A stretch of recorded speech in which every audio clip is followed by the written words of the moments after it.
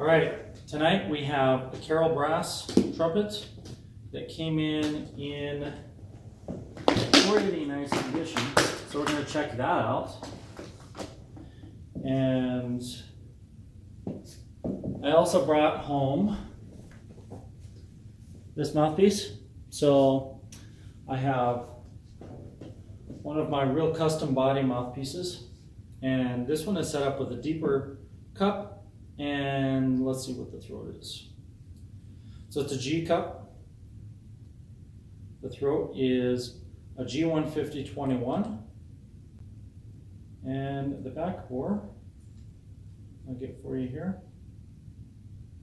The back bore is 2135.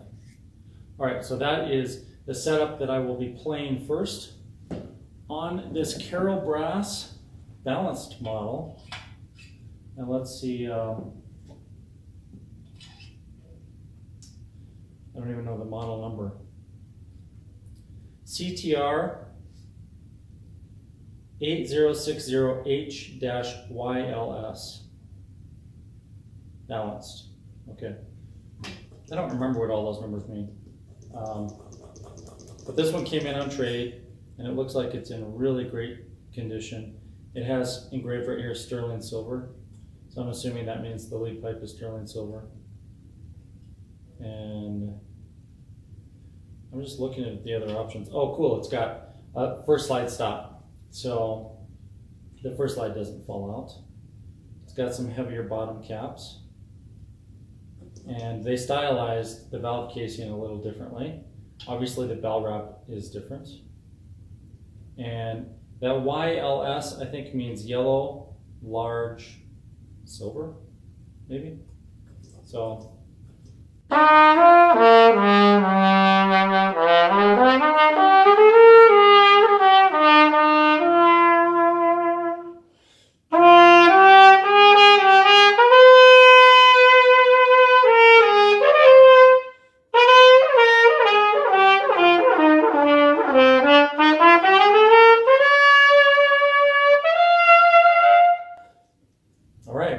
It sounds nice. I'm going to oil this up, but first I need to find my bell oil, which is in here. So, I apologize, but this is our after hours video, and this is what I do when I'm not building horns. So you get to share a little bit of that with me. I use Ultra Pure. I highly recommend Ultra Pure. I'm not endorsed by Ultra Pure, but the guy who owns the company, Ken, he's been a client of mine for many years, and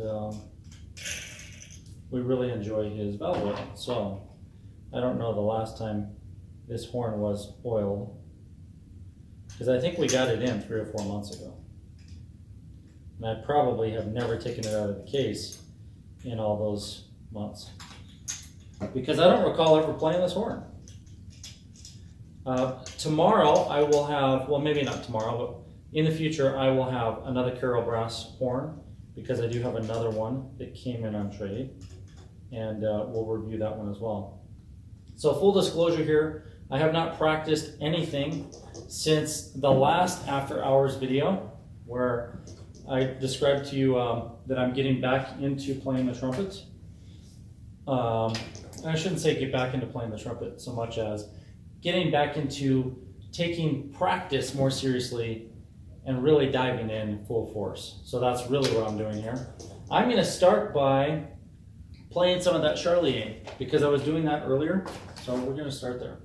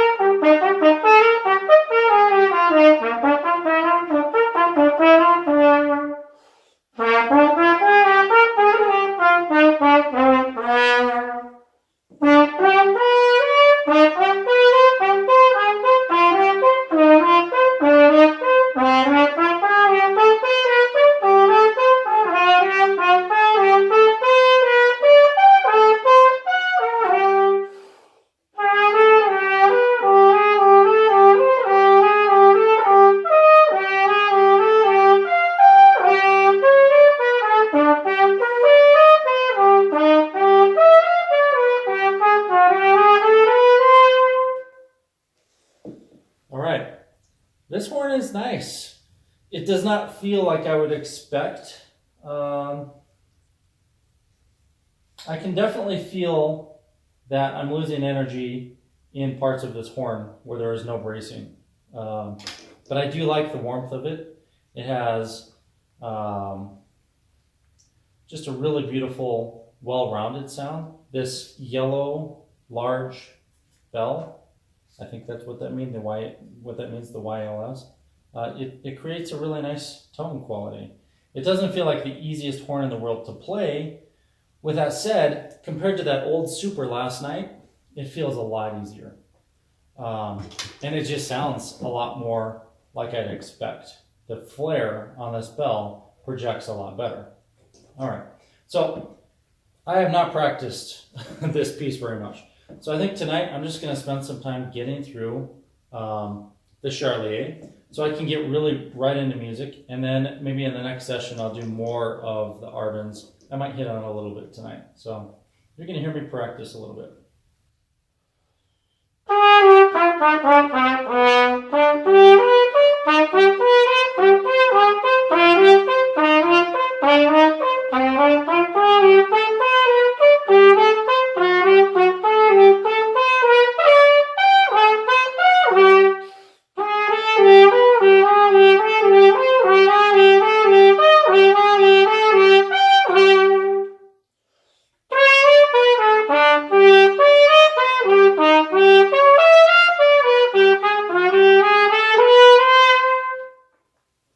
Yeah, that's nice. I like it.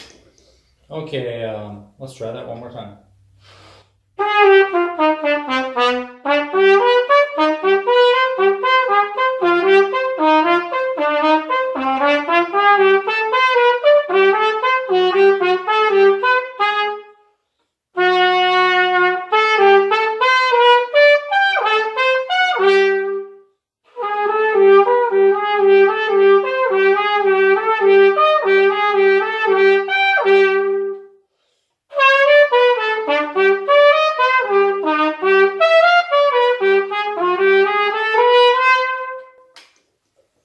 Cool.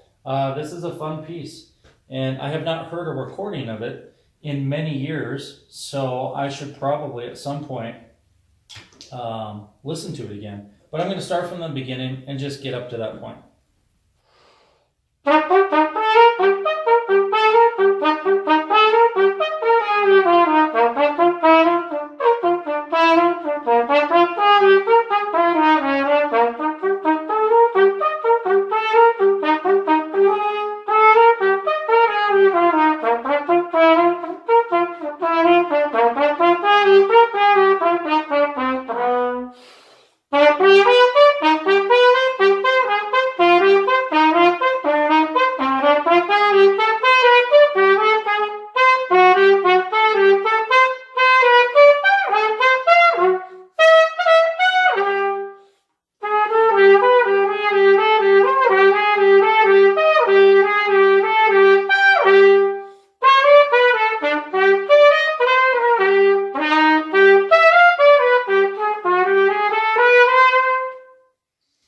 So you notice I make a lot of mistakes. I'm going a little faster than is necessary, but I always like to push myself a little bit harder than I need to. And I'm not too worried about making the mistakes. One thing I really try not to do is stop and go back and fix the mistakes. I really don't want to go back and fix the mistakes, because if I do that, then I will lose track of, like, subconsciously what this melody is all about. And what I'm trying to subconsciously absorb is the big ideas, the big form of it. If I miss little things, that's perfectly okay, because I can go back and change them. My brain right now is not in a space where I'm thinking, I'm going to take every note seriously. Although it would be nice to. I'm just not the greatest reader anymore. So as I improve, that will start to get better. But my whole point is this. If you're going through and you stop because you missed a note and you go back and play it again, and you do that over and over again, then you will teach yourself to miss the note and go back and fix it. You will literally learn to play that section and hit the spot that you have a problem with and go back and fix it. as if it were the melody. So that's why I just keep going. As much as I can, I always continue to just play. Now, one thing I want to say about this mouthpiece is that I have this really cool body that's made out of titanium and cobalt. And these were atomized by a company that takes titanium and cobalt and all kinds of other metals. And they found a way, they created this huge device, this huge machine that's many stories high. It fills a massive room. And they found a way to vaporize the metal and then reconstitute it into small atoms and then put it back together like this. So it comes to me in a bar, they make it for me special, and then I can machine it. This is great for practice, but it's not the most efficient setup. My other mouthpiece that I was playing in yesterday's video is much more efficient because it has more inertia. The brass prevents the energy in the standing wave from setting the wall into motion because there's enough inertia here that I can't really overpower it. So because of that, I'm going to switch back to that other mouthpiece and see how this feels, see if it's any easier. And I suspect it probably will. And another thing is, in this video, I'm actually testing a new camera setup that I bought on Kickstarter. Some of you guys know I'm a huge fan of supporting other companies and new ideas, and I have helped fund lots and lots of new projects through Kickstarter. And of course, I've been an R&D shop, research and development shop, for 20 plus years, 25 years. So I've always been there to help new inventors and innovators and manufacturers get started. And one side of Harrelson trumpets that you don't always see, or most of you never see, is that we do manufacturing for other companies, and we also do prototyping and product design and all those things for other companies as well. So what I have here is a remote control for somebody else's idea. My camera is zooming around on the floor, freaking Oscar out because he watches it move around. But there's a little remote control device that's moving it around on the floor so we can get this cool pan effect. And right now, I'm going to stop it, and then I'm going to reverse it. And now it should pan the other direction. So that's just a cool little device. There's a way to program this so it can just keep panning and recording me. And it's more for videography than anything else, but I'm testing it tonight because that Kickstarter was successful. They funded it, and I got one. So it's a lot of fun. Now we'll try the new mouthpiece, the exact same thing.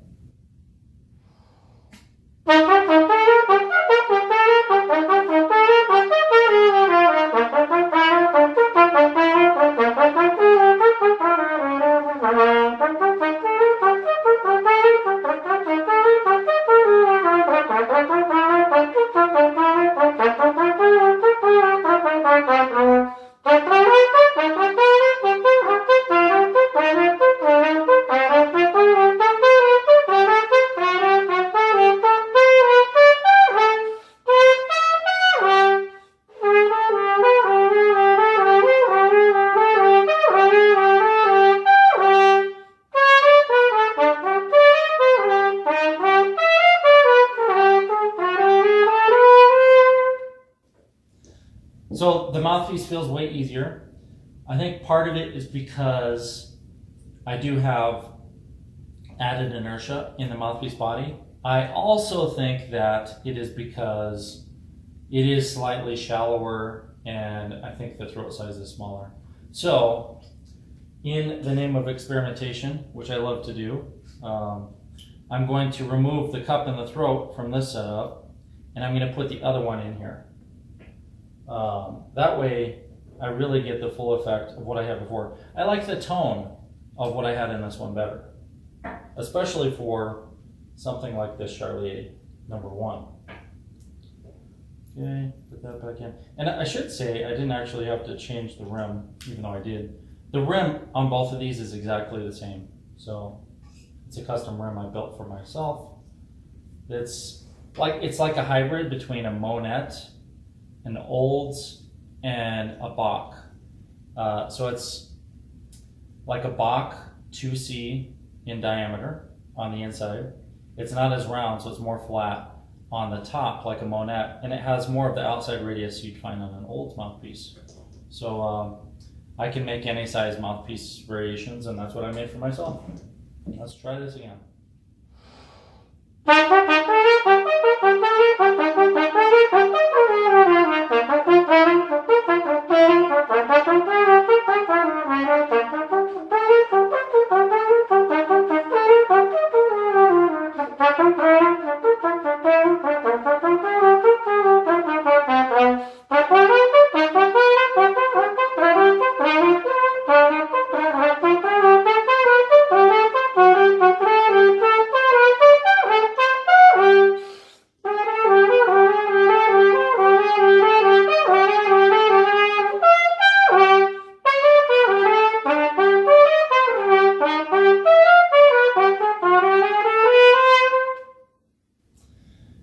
Well, I like that better until I started missing notes.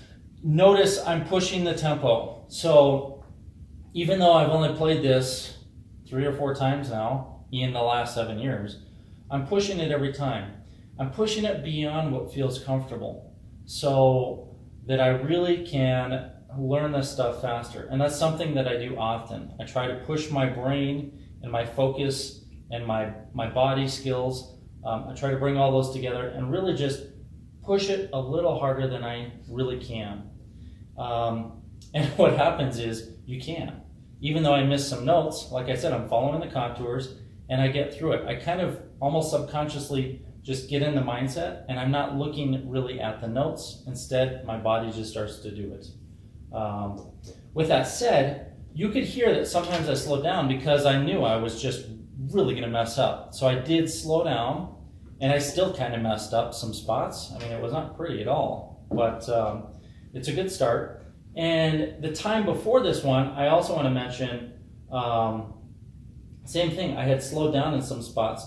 This section that has the articulation going against the 6/8 feel is a little bit tricky, especially because this has so many markings in it. I mean, if you guys haven't read this, I don't know if you can see that, but there's so many markings. I mean, it's ridiculous. There's no real reason to put all those in there. It could have given you the markings for the first pattern, maybe 2 measures, and then said simile or something, like just keep playing in that style.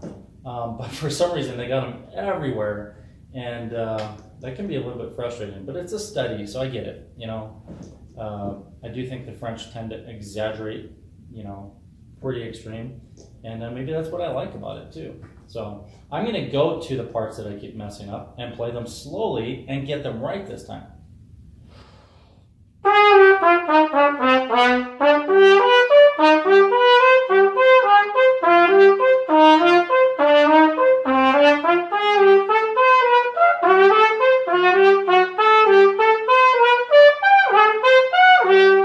So I realize now in reading that slowly, the main reason I'm having problems with it is simply because of the way it's notated. Like, just looking at the notation, there's a lot of stuff to see. And because the end of this actually goes to the next line, my brain is not good at like seeing one line and then getting to the next one. I literally can get lost very easily going to the next line. So that's challenging for me. Let's try it again.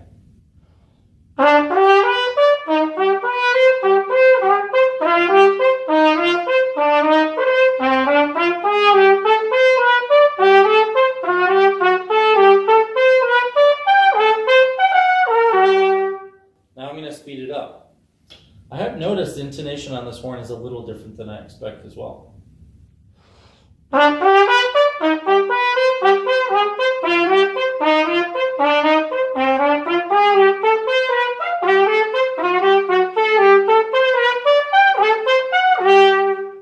All right, it's feeling more comfortable. Now it's time for me really to focus on the music again, make it musical, and hear the resonance in the room. When I'm practicing focusing on notes, I tend not to really match my what I'm creating in terms of the air pressure and the vibrating surface with the horn, so I don't get very nice resonance, or sometimes it just doesn't resonate well at all. And now it's time for me to do it again, but focus on the musicality and the resonance.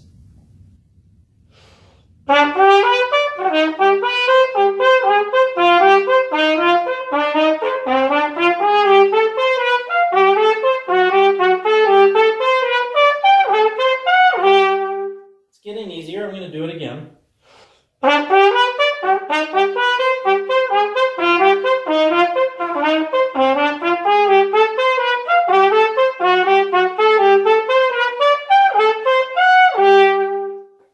right, it's coming at me fast. I'm getting it. There's one interval I keep missing, so let me check that out.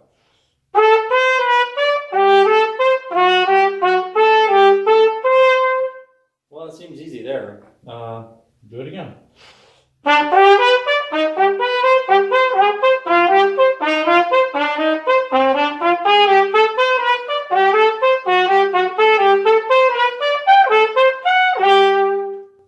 All right, it's really important to recognize the areas where you're having problems and be able to go back to them and just work those out. Now I'm going to work the next section of this syncopated development area. Where was it?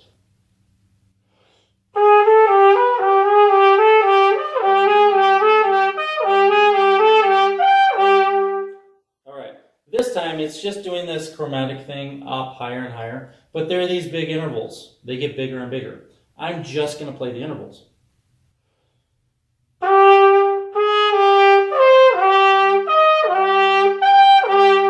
So it's outlining this.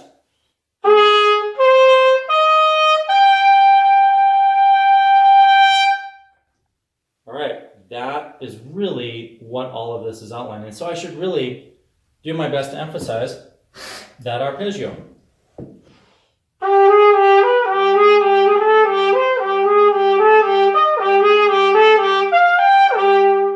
All right, well, not the best, but I'll do it again. Well, that first part is tricky.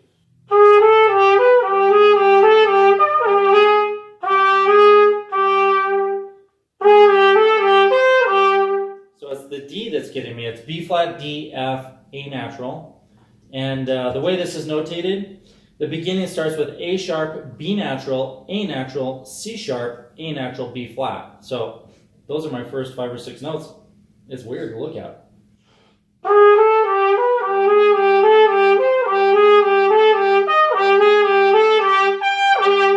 And it says that I should be crescendoing through this whole thing. I'll work it again.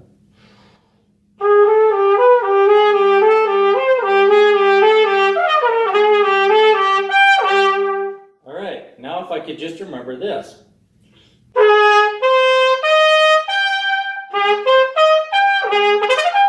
So if I could remember that arpeggio as I'm playing all this chromatic stuff, it's probably going to come out fine.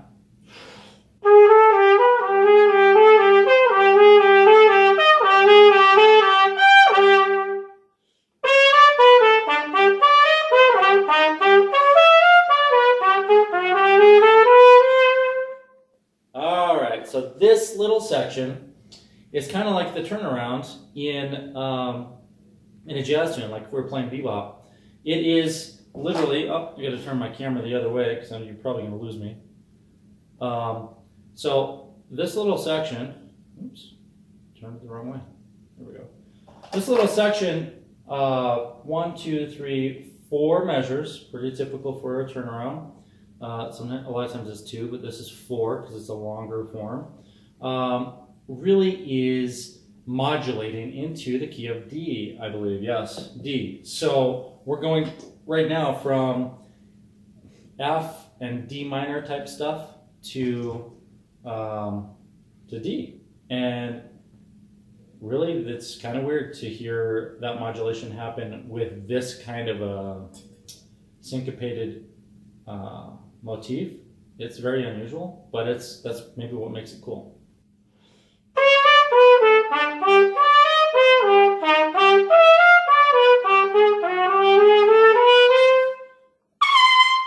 All right, so I got to the D.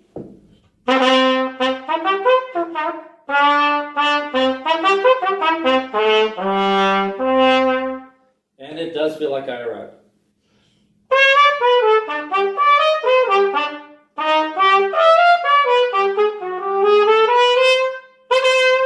It feels like I arrived. And that's really what that's all about. How does it feel like we arrived? Well, the last bar before D is just a chromatic scale straight up to D. So it sounds like we should land there. The other measures before that are interesting. So we've got D sharp, E, C sharp, B, E, which looks like it's outlining an A major chord. Not sure, but I think so. And then the next one is A, E, F, D, A, F. Well, to me, that looks like we're outlining a D minor chord. And again, I could be wrong, but it looks like a D minor 7. And then A, G sharp, I'm sorry, F sharp, G, E, C sharp, A. Again, it looks like a dominant A chord. So we're going back and forth between these. So I'll play them again. It sounded like I was landing on A, right? The next one is I'm landing on A, but really that was a D minor chord. Next one. So the next one sounds to me like an A dominant chord.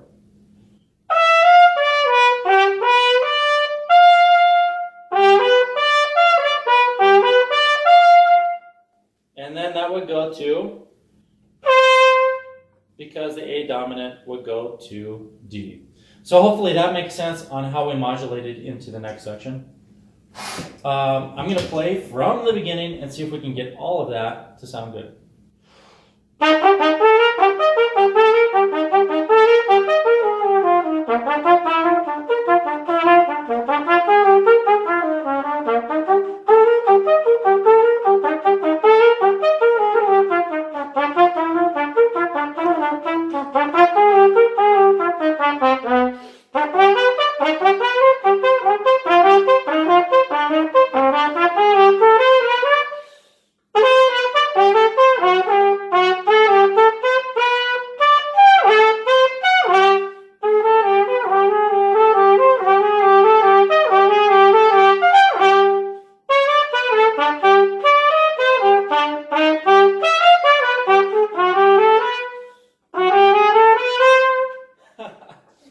So I messed up a lot of stuff, and that's why we practice. Man, I'll tell you, I probably have to memorize some of this because it's really visually hard for me to see all that notation. And the truth is, it's easier for me to memorize it than to continually read all these accents and slurs. But that fourth line really does get me. And again, this is the Etude number 1 in the Charlemagne. So yeah, fourth line is just a lot of stuff to look at. When I hear it, I can imagine it, and it's not a big deal. So I don't want to bore you with trying it again and again. My next step would be to go back and fix that stuff again, go slow, and then put it back in. And after that, push it harder. And I'll probably do that after this video.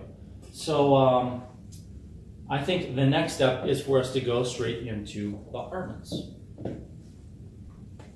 So now I'm in the Arban's book, and I'm on page 59, major scales. This is super simple stuff for most of us. If you are not a comeback player and you're a younger student who hasn't learned all your major scales or haven't spent a lot of time on this, it's a good place to be. For the comeback players and even the pros, it's a great place to pull out the metronome and work with it to be steady, start double tonguing or quickly single tonguing, and take the speed up, maybe even vary the articulation more than they do in this, because the number 1 exercise in C, it goes ta ta ka ta ka ta ka ta, ta ta ka ta ka ta ka ta, ta ta ka ta ka ta ka ta. So.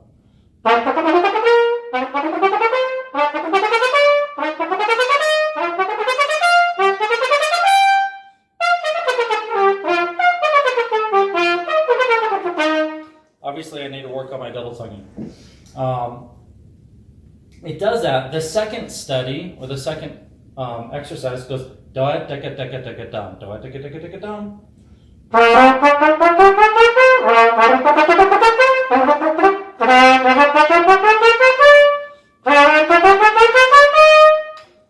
And so on and so forth.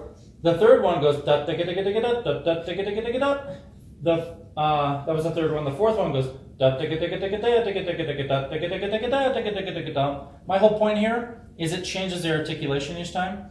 There are a ton of articulations you could put in there that Arban's does not include. So I would do that as well. You know, come up with some that you find in your music and add those in. But I'm just going to play some of this. I'm going to do it slower because I really am in no place to be double and triple tonguing really fast right now.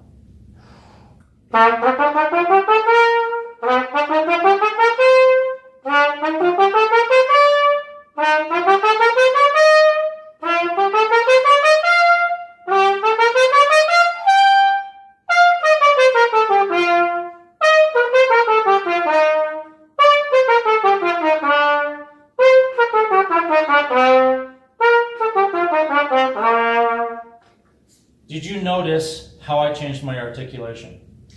If you're watching this video and the camera is down below me, it should be fairly easy to see my tongue, see the movement of my tongue. You can tell when I'm single tonguing and when I'm double tonguing.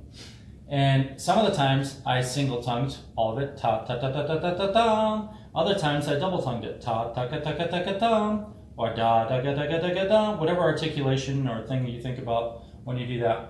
I'm varying them, so I'm doing both. Was single. That was double. So I'm going ta ta ka ta ka ta ka ta.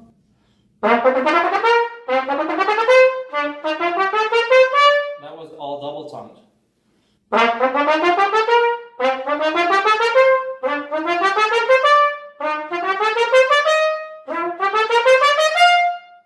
I like to play this exercise, and I don't like to turn the page because I turn the page. I get down to what is it? Number 22, where I've gone through all the variations they want to give you, and then it goes into B flat. And let's see if I can remember what these do. It goes into B flat. It goes into A flat. It goes into E and D flat. Here's the weird thing though. It doesn't really hit all the keys. So rather, I like to take number one, ta ta ka ta ka ta ka ta, and just play it in every key. Just transpose it right now. Does that make sense? And then in B flat. Oscar, can you leave the camera alone? Come here. He's fascinated by the camera moving around. Hey, are you alright? You want to sit down? Here, up here. Come on. Get up here. Up here. Up here. Come on. Good boy. It's alright. Sit down. Sit down. Okay, stay there for me, alright? And then sometimes I'll do other things like go down instead of up.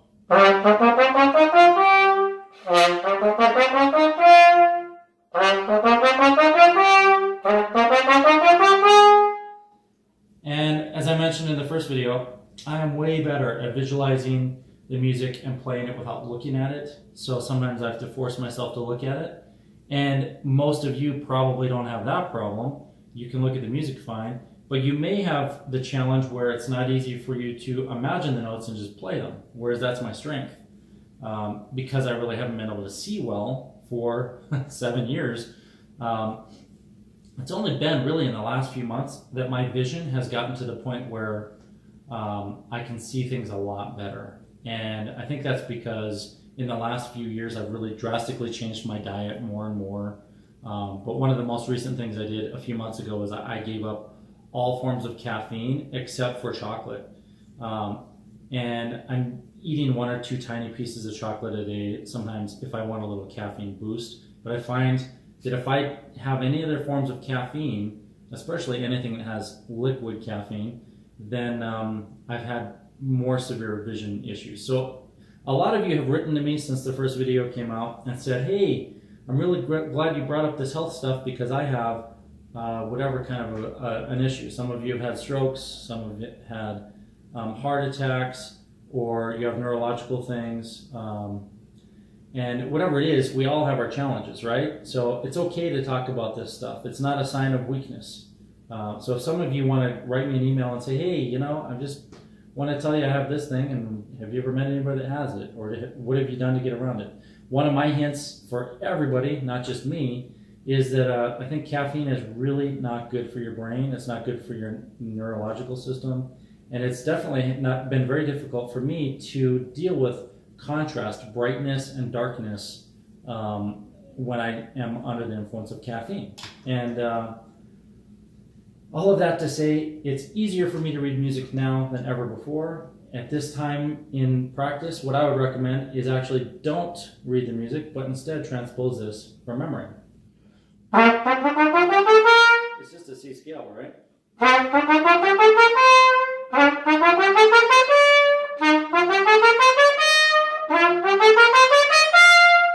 You notice I'm taking that last note and I almost carry it through the measure. It's actually written as a quarter note with a rest. I carry it through because I don't really care if there's a rest. It's an exercise. It sounds more musical if I carry it and a little longer and just have that brief pause. So you'll hear me do a lot of things you hear vocalists and violinists do as I practice. And that's because I believe the musicality is a lot of times missing in the notation. So I'm going to fudge stuff up to be more musical.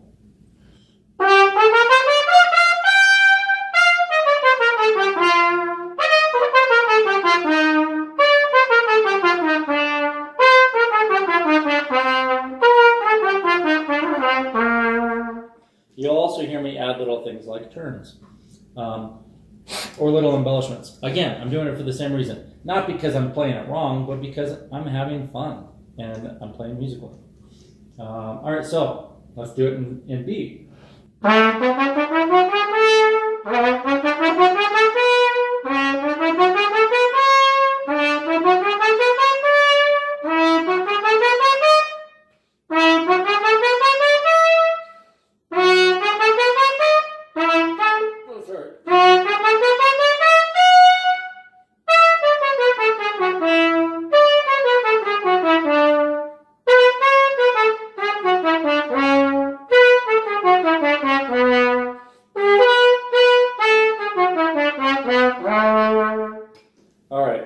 So I need to practice more in B for sure. And my brain actually goes to piano when I play a lot of these things, simply because I've been playing a lot of piano lately and I have not been practicing trumpet.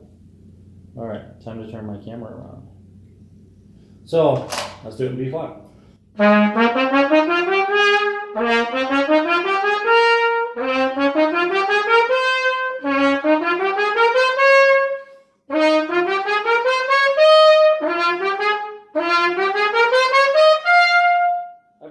Why he doesn't go any higher. I believe it's because this book maybe isn't designed for the advanced player who's going to be playing that high all the time. There's no reason you couldn't go higher though.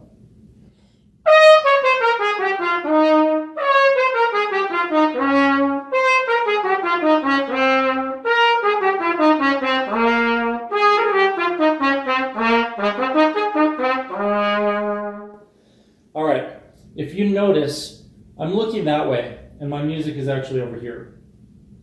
So I'm not looking at the music, and I transpose it from C to B flat. It should be relatively easy to do that. If you cannot take this simple exercise and transpose it into those keys, I wouldn't go any further in the book. I would literally say, spend the time, if you have to, sit down at the piano and play it there first, but spend the time getting to the point where you can play all of your scales through exercise 1 in every key. And when you're doing it, if you notice I'm looking that direction, it's because really what I'm focused on is the resonance and the musicality. I'm trying to make this sound really nice. So let's go to A.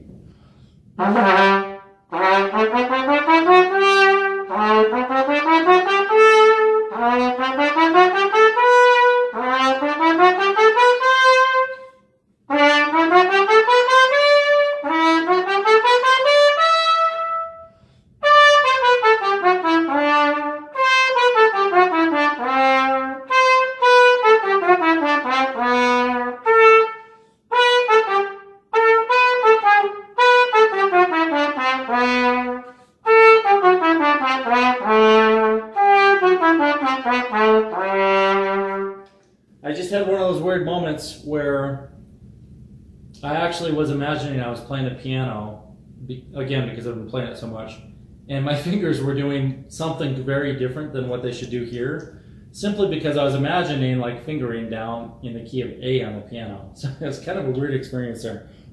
That's probably going to happen to me more and more until I get used to this.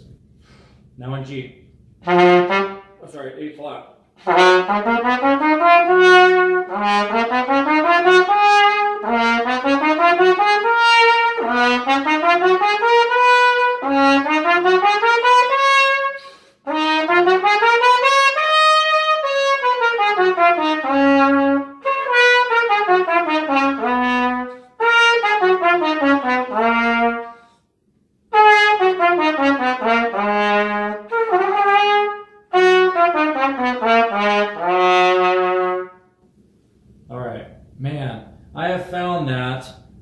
Standard horns, especially Bach trumpets and this trumpet, they usually resonate better in the key of A flat, or A flat on B flat. Listen to this.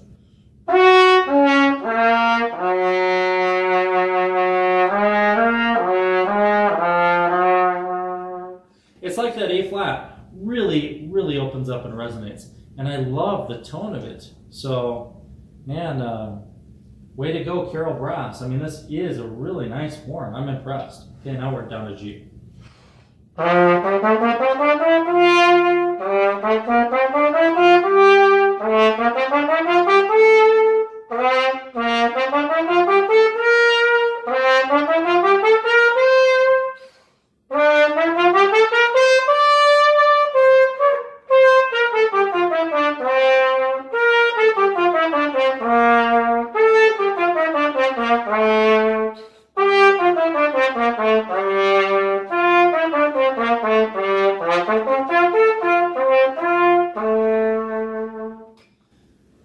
So that last little bit, I just added some arpeggios.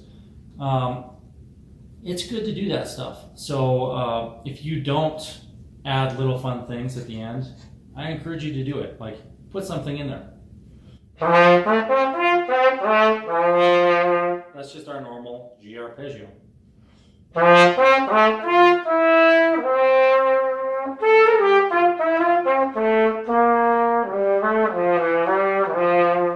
Just messing around in the key of G. The reason I'm doing it at the end is because, again, I'm trying to take this exercise and make it musical. So as you hear me practice, then you're going to hear me do that often. Now F sharp.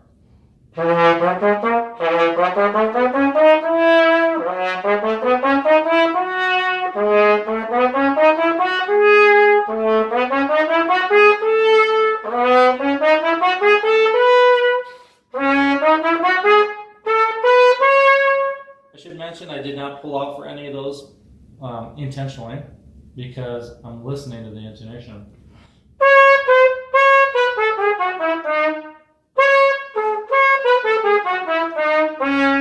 That's weird, isn't it?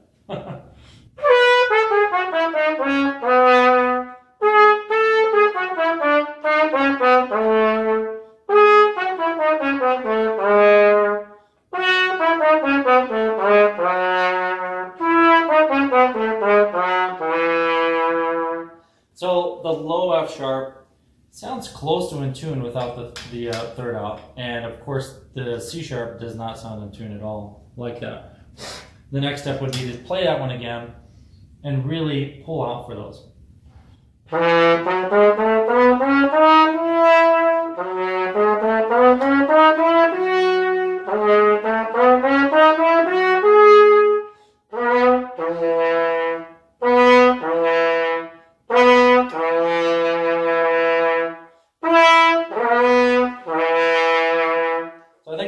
A little bit for the low F sharp and a lot, of course, for the C sharp. I probably should pull the first as well.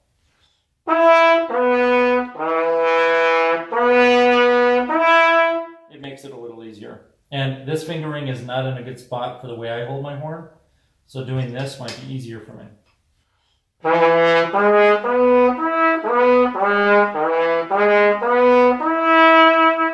The reason I don't hold my horn that way is because of a guy named Chase Sanborn who recommended I put this ring finger underneath many years ago, back when I was in college. Chase is an amazing trumpet teacher. You can find him online. Just type in Chase Sanborn, a great trumpet player up in Canada who can really play everything. And he taught me a lot many years ago. But you move your horn around more when you don't have a good grip on it. And that is the issue with holding it and using your ring finger in that ring. So I don't like using it that way. I would rather use my middle finger because now I'm a lot more stable.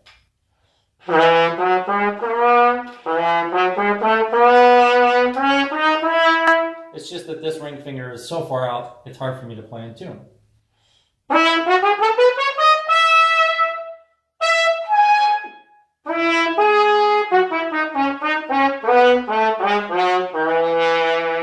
Alright, so I played a lot on page 59, and I only went through exercise number 1. It doesn't matter if it takes you a year or two to get through the Arban's book if you do it right. And the way I feel you could do it right is to add in all the extra keys, add the extra articulations. Stay on page 59 for the next month if you have to. Perfectly fine. It's better than skipping ahead and skipping those keys. So that's my 2 cents on that. So now I'm moving on to page 91, preparatory exercises on the turn, and I am going to work on exercise number 1. If you don't know this one, the whole page is exercise number 1. That's it. And I'm going to spend a fair amount of time on the first line as if it was its own exercise. In reality, it's supposed to go through all the keys, and they seem somewhat random in the way that they're organized here. It's actually starting in the key of C, and it's working its way up, again, to the key of C. So we go C, then D flat, D, E flat, E, F, so on and so forth, all the way up chromatically. So I like this exercise for a lot of reasons, but really I think of it as an interval exercise that you can make musical.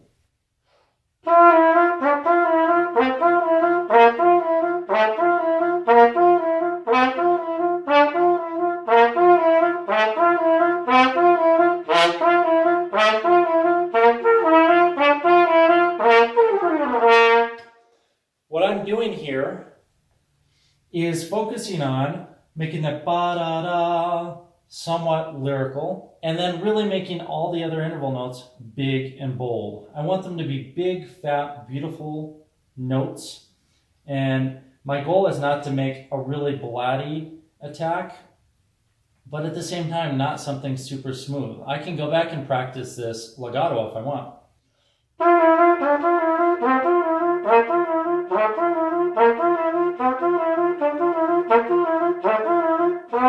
I can do that, but that's not my goal here. What I want to work on, at least first, through all of exercise 1, is to make those notes nice, big, and bold. Now, why would I want to do that instead of making them lyrical?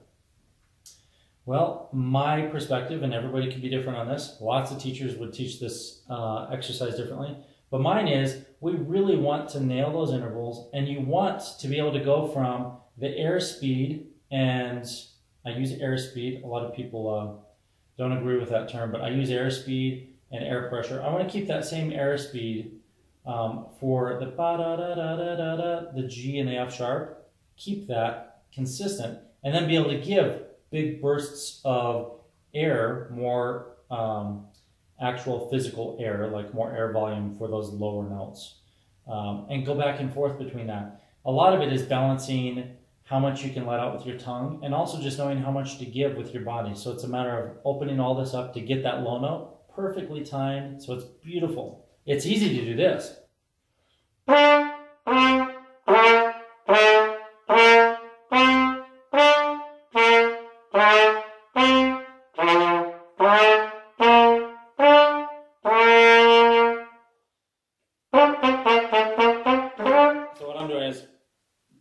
Just the low notes.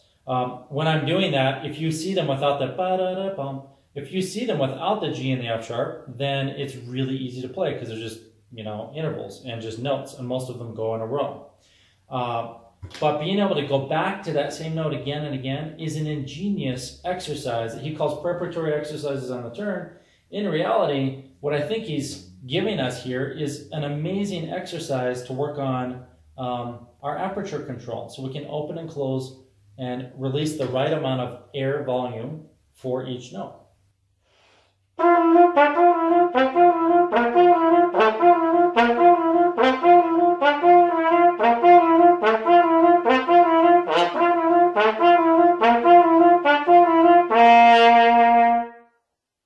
Now, you could work with the metronome and get faster and faster. I'll go a little faster. I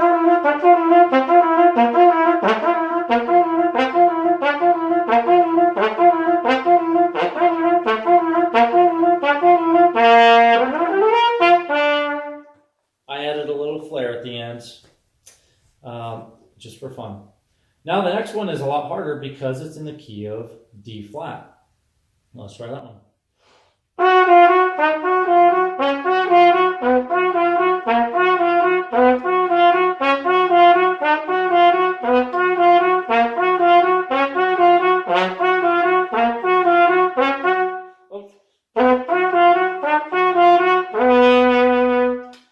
Well, I messed one of those up. Again, I got to change my grip on this horn. I'm not used to that, just to be able to pull out to that D flat.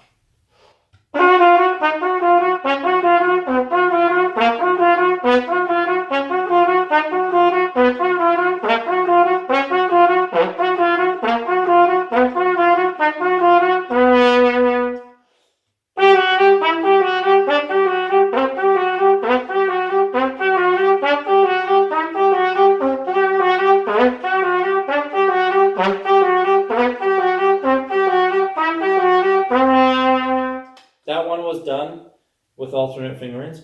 So A and E are third. Of course, G sharp is 2 and 3. And then you're going back and forth between that and an F sharp. So you get this finger movement. And then the low A was also third. And that's written in the Arbans. Next one.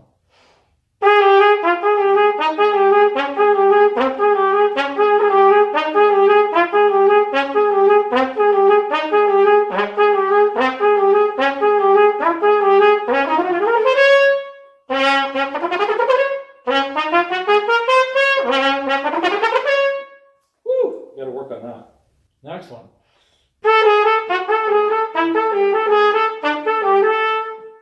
Sorry.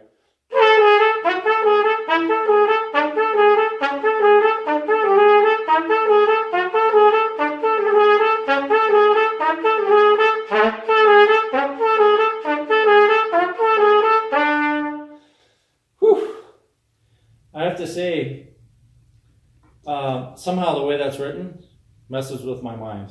Because I don't want to push down for A sharp. I don't know why not. All right, next one.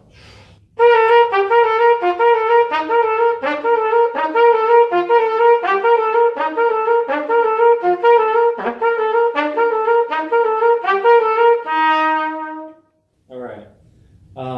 I've only played one of these in the last 7 or 8 years.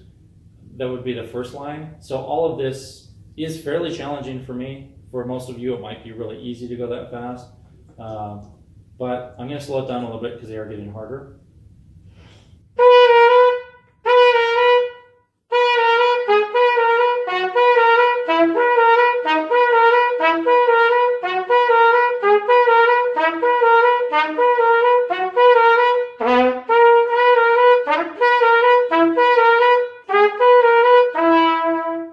And that one used the alternate fingering 3 for D flat in the staff instead of 1 and 2, and that's tricky. It also used the alternate fingering 2 and 3 for C. So instead of,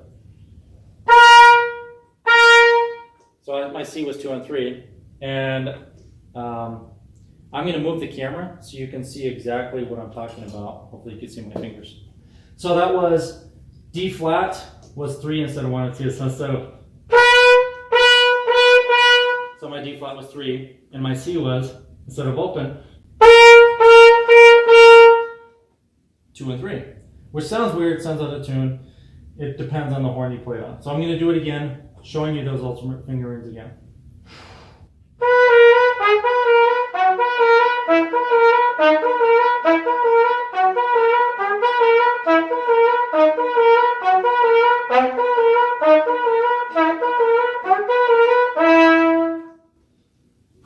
All right. Hopefully that makes sense. That one was in the key of G flat. Next one, we're in the key of G.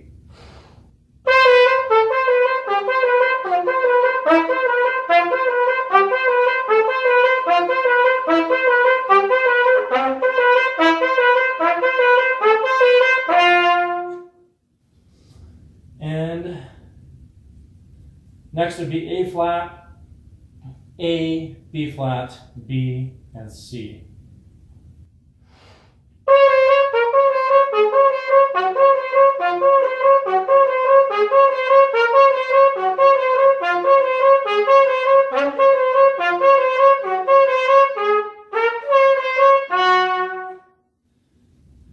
For some reason I stopped reading the music there. If you guys could give me your feedback on what you're hearing, how you think this horn sounds, the Carroll Brass 8060H YLS. Personally, after playing it tonight in tonight's session, I really like this horn. I'm surprised at how much I like it because, you know, it's supposed to be like a Selmer Paris balanced model or something. It even has kind of this coupler here that they had. They had some of these frilly things in there. I think the reason that coupler is there is because they used one of the regular bells that's bent normal, and they added maybe 2.5 inches here, and the coupler is there to kind of tie it all together. But I was concerned that this balanced model would feel too weird to me, and actually I'm getting used to it. I'm really enjoying it, and yeah, so there you go for Carroll Brass.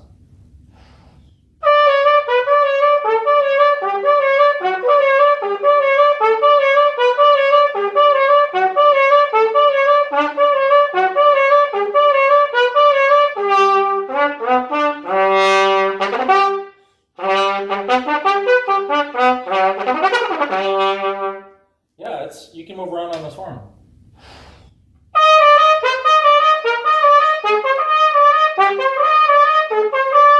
Sorry.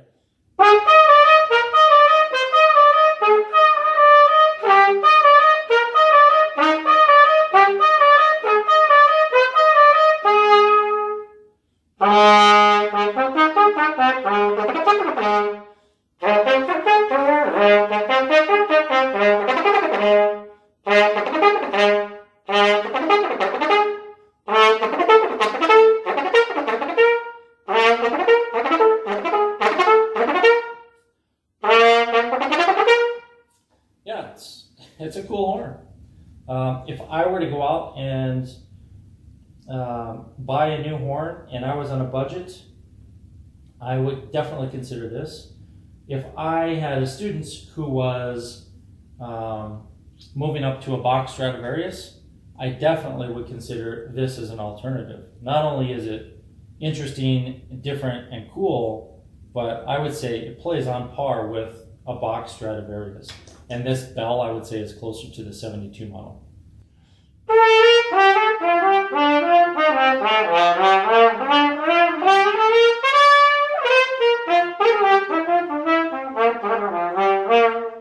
Yeah, it's easy to move around on the horn, and it wants to sing.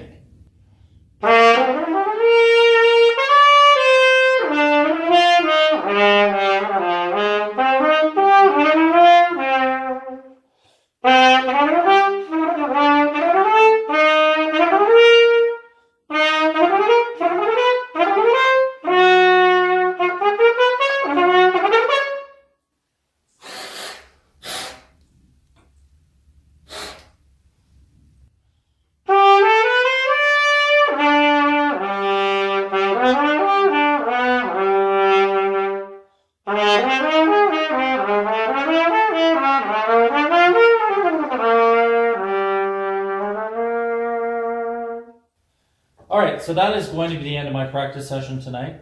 One, I'm out of time, and two, I am starting to feel like the mental fatigue is setting in. And for me, I don't like to go much past that. I got up early this morning and started working from home for a little while, and then went into the shop and worked all day. Talked to dozens of you guys, either through email or Facebook or Instagram or on the phone or in person. So I've been stretched thin all day long. Plus I've been machining, getting quotes for a new machine, designing new stuff, and just mentally I'm done. And that's one thing I want to point out in your practice sessions. If you go into your practice session and you're already exhausted and you're like, oh man, I just don't feel like this, what I would say is just don't do it. But don't put it off forever. Make sure that you quit early enough in your day so that you can come home and put in your practice. And if you can't get home early enough to do your practice, then find a way to do your practice before you get home or before you're done with work. If you're home and you're retired and you don't have to go to work, then I would recommend trying to get into your practice routine early in the day, because the earlier you can focus on something, the more mental acuity you're going to have. And if you're saying, oh man, that never happens to me, then there's a good chance you're either abusing caffeine or you aren't getting enough sleep or enough exercise or any of those things.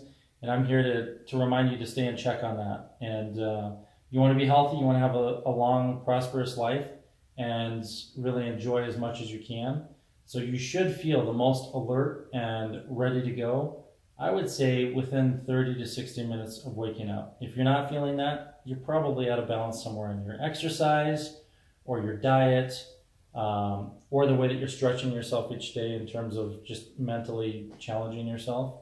Or maybe you're abusing some kind of unnatural product like artificial additives, caffeine, all that stuff. And yeah, I don't have to tell you guys. I mean, most of you know, we all know the bad stuff is bad stuff, regardless of how you justify it. So try to get your practice early in the day. If you do go to work every day and there's no chance to practice before you work, kind of like what happens to me most days, then make sure to save enough energy to come home and give it your all. And with that said, I usually try to have a nice break of an hour or more. You know, have dinner, spend time with your family, catch up with everybody, share your day, see what's going on, and maybe get some downtime to yourself, and then focus and hit it hard. But if you only have an hour in you, don't push an hour and a half unless you have a really good reason, because you can create really bad habits. And I can feel, you guys probably heard it, I can feel myself getting tired, and it's not my chops so much as I'm just tired, like it's been a long day. So make sure to give it what you can. Don't push yourself so hard that you create the opportunity for bad habits to sneak into your playing. So, all right, I want to thank you again for joining us. After hours, another session. And this is my second practice session now in the 7.5 year hiatus. So I'm really excited. I feel like I'm making improvements already in just 2 practice sessions. And it feels good. So I'll see you guys next time. Okay, Oscar, you can attack the camera now.